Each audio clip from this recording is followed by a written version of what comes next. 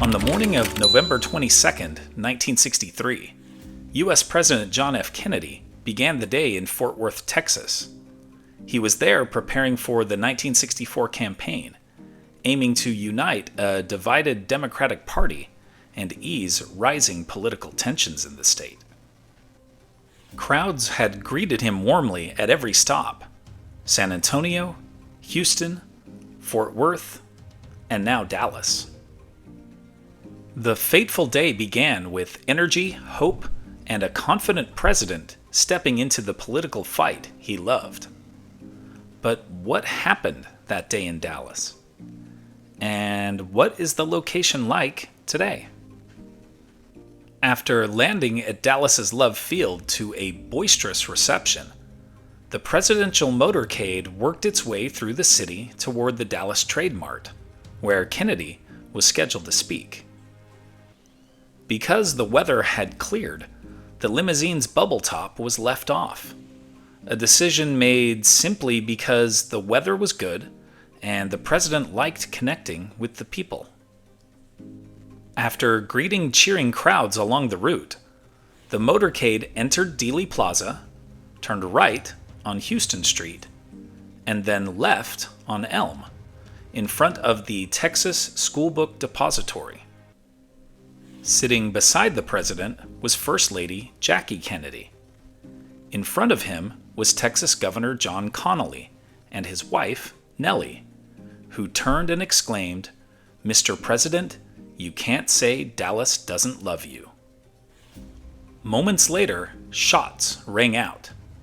A bullet passed through the president's neck and then struck and wounded Governor Connally. Then another bullet struck Kennedy's head. At 1 p.m. at Parkland Memorial Hospital, Kennedy was pronounced dead. He was 46.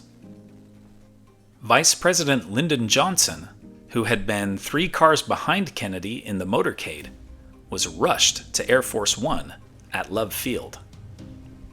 At 2:38 p.m., aboard the parked aircraft, he took the presidential oath, administered by Judge Sarah T. Hughes, the first and only woman to ever swear in a U.S. president.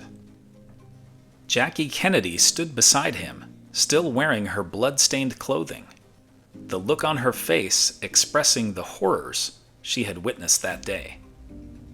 7 minutes later, the plane lifted off for Washington, D.C.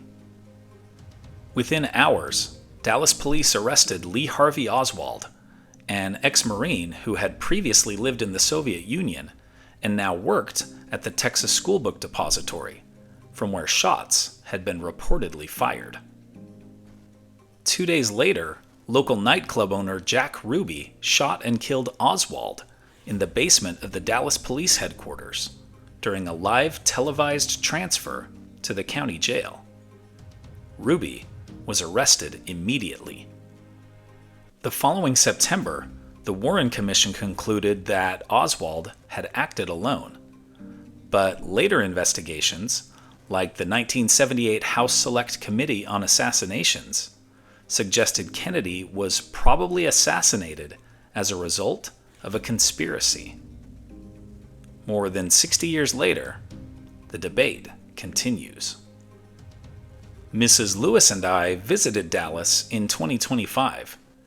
It was fascinating to stand in Dealey Plaza, where such a momentous event took place. A few things stood out to me. First, Dealey Plaza was smaller than I expected, with the grassy knoll much closer to Elm Street than I had anticipated. I also noted that Elm Street is at a steeper slope than I had realized from the photos and videos I had seen of the assassination. These are not earth-shattering realizations, but it is what I love about visiting sites where history happened. You get a perspective on the location and event that can only come from being there. You see it all differently from that point forward. The 6th floor museum, located in the Schoolbook Depository building, is a must-visit site, made more profound because of its location. The exhibits, documenting Kennedy's life and tragic death, are captivating. I especially enjoyed the photos, many of which I had never seen before. It was also cool to see the many cameras, most of them belonging to ordinary people, that chronicled the events in Dealey Plaza that day. Most noteworthy of these was Abraham Zapruder's Bell and Howell camera, which so graphically documented the fatal shot. You can also see the perch where Oswald fired, although the trees are much taller now than they were in 1963. Mrs. Lewis and I were moved by the monument at John F. Kennedy Memorial Plaza. It's in the form of a cenotaph, or empty tomb, and emphasizes the tragedy of the assassination of a president. Here are other events that happened today in history. In 1718, infamous pirate Blackbeard is killed off the coast of North Carolina by the British Navy. In 1942, a Soviet counteroffensive pays off, trapping 250,000 German soldiers in Stalingrad. In 1950, two New York commuter trains collide on Long Island, killing 78 and injuring over 300.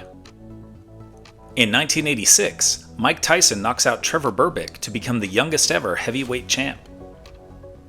In 1988, the $2 billion stealth bomber is shown publicly for the first time. In 1990, Margaret Thatcher, Britain's first female prime minister, announces her resignation. In 2005, Angela Merkel becomes the first female chancellor of Germany and serves for 16 years.